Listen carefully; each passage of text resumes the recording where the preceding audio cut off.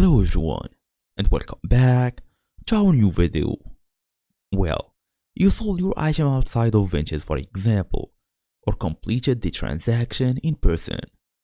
You will want to mark it as sold to avoid new offers. Well, it keeps your profile accurate and even more professional. So in today's small tutorial, we're gonna go through how to actually mark a Vinted item as sold. In the app or within the website is the same steps. So fast and easy as usual, let's get started.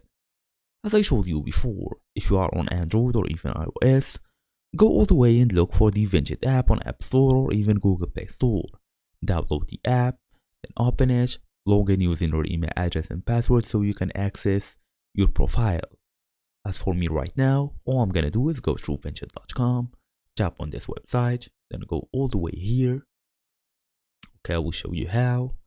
Log in using your email address and password again so you can access the profile here by tapping on this icon. So as for now, you will be able to see listings and reviews.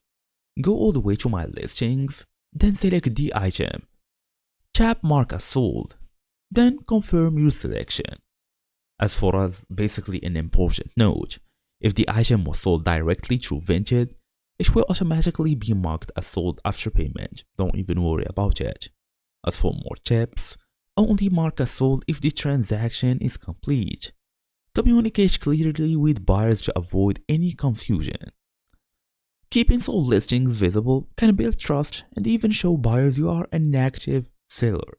So keep it in mind. And that's it, basically that's the main idea.